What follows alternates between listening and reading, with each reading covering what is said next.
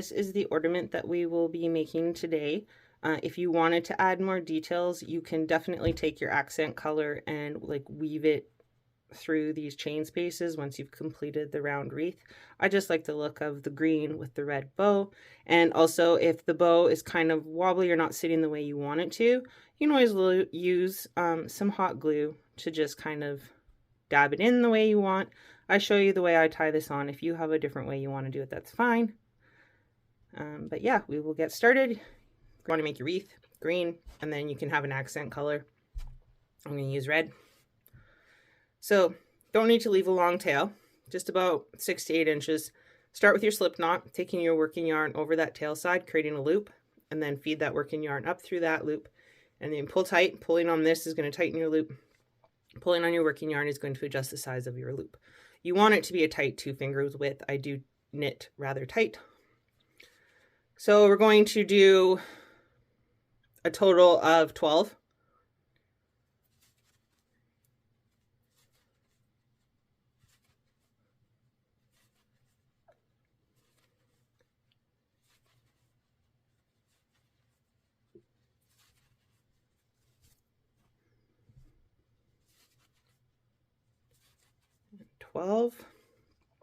There is your chain. 1, 2, 3, 4, 5, 6, 7, 8, 9, 10, 11, 12.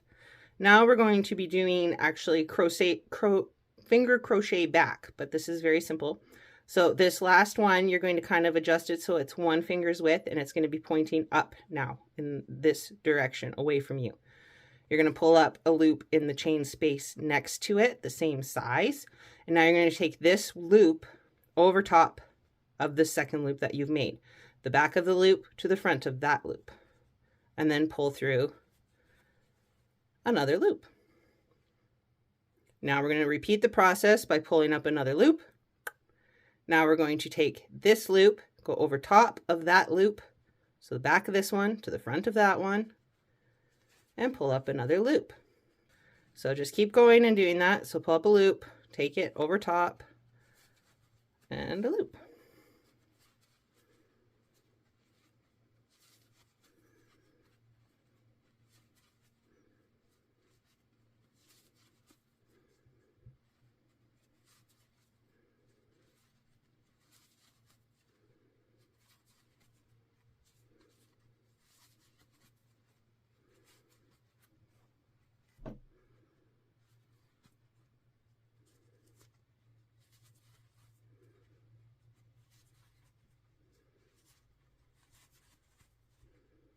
And then we get to our last one.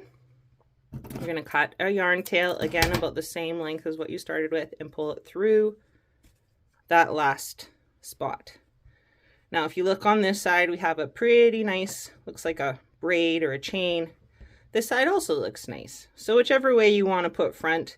This though, I would make the back just for my preference. This looks fuller and nicer to me, and it's easier to add the accents in. So now you're just going to create a circle by taking your yarn tails and feeding them through the spaces of these beginning parts. Let's take it through there and then back through there.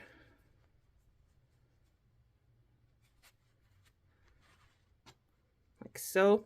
Now if you're going to be using your yarn to hold it, like hang it to the tree, you can come back up. Make sure you don't go through the same, then it pulls it back out. And where do I want to come up? There. And there. And then you could tie this. I'm just going to actually have a lighter handy. When we do our burning to join, always make sure you burn that middle cord. If you're just burning the fuzz around the cord and you burn fuzz to fuzz, it's going to fall apart.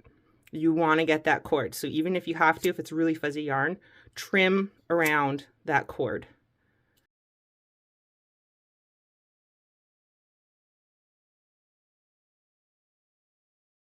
And then you want to make sure you hold it. People will say, oh, it gets to have a little bit of a bump in there. We'll just kind of squish it around while it's not super hot, but it's still soft, just kind of soften it up and stick some of the fuzz to it, and then it won't be so noticeable. So that's going to be what I hang it from for my tree. But I just want to do a bow. So I'm going to just cut a decent piece of yarn off of here, probably about 12 inches. Just going to tie it, so I'm just going to feed it through like so. And tie, knot, however you do your bows. If you do 2 loops, I do 1 loop, go around, pull through. Just like tying your shoes.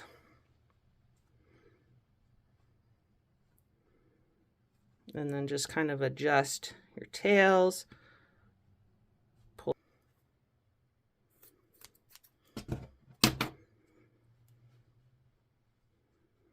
But there is my little wreath ornament that I will be hanging on my crafty tree. So this little wreath, I did a chain of 8. So that is probably pretty close to the smallest you'll be able to go for a circle without it turning into just a blob. So I'm going to show you how I would go through with the red. So coming from the top, go into that first chain space, leave enough at the top for however you want to tie it.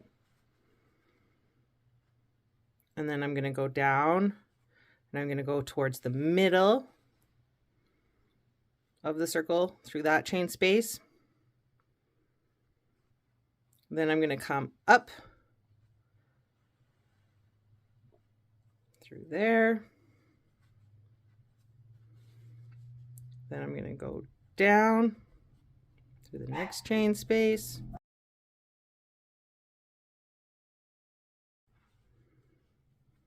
And then back up through here.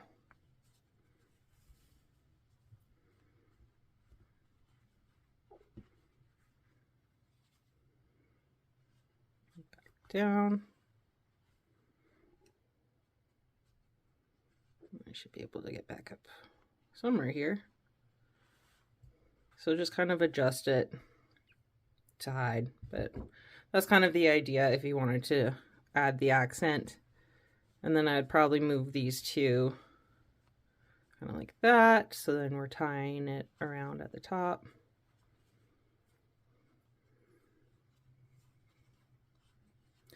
It would be a tight bow. So I would fiddle around with it and maybe glue it in place. We're going to be making some ornaments with chunky yarn, and then these fillable ornaments you can get from like a dollar store or a craft store. So I've worked with all kinds of yarn, and I find that when you get scraps into a pile with yarn, not all yarn looks really pretty, but chunky yarn, I find it looks kind of cool if you get a few different colors kind of in there, and even just the little bits of fuzz that come off and put little speckles on the other pieces. I just think it looks really nice if you get a good color scheme. So we're gonna make these ornaments by filling them with these scrap yarns. I literally went into my scrap bin, garbage bin, and pulled these back out for this project. So to make it a little bit more sparkly, because I like sparkles, I did add in these bigger confetti pieces. You could add in some glitter, maybe like put some white glue or something that's sticky around the ball, and then put in the glitter first, let it dry, and then put in your yarn. That could be another idea. You could even probably, if you wanted to, use tweezers and put these in specific positions, glue them around. But I'm not going to be that picky. I just wanted some extra sparkle. And then this is just a different color scheme of confetti. So simple, just pop the top off. It does have a twist thing, but it doesn't seem to twist with this one. So this just pops back on.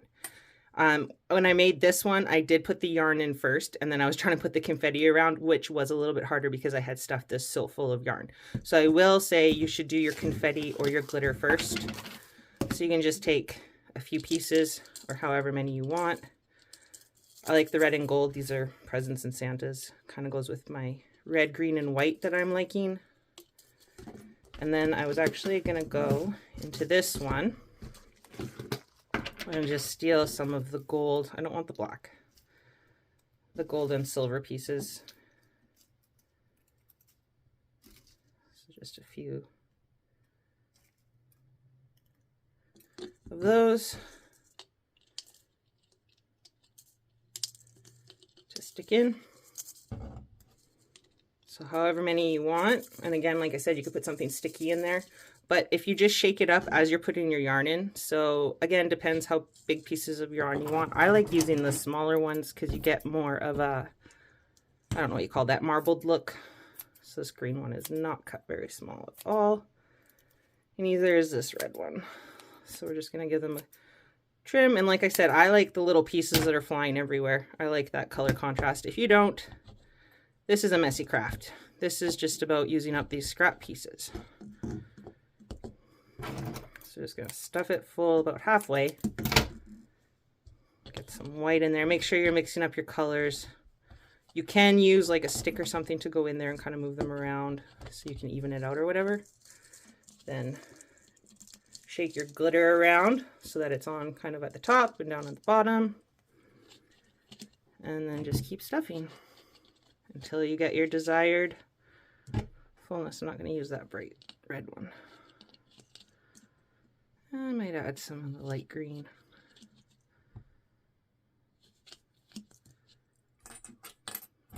Another dark green. Red. And shake up a bit. It's almost full, so I'm going to do one more white maybe. And one more red at the top there. On that way. There we go. Now I just take my little top and I pop it back on. And that is my first scrap yarn ornament.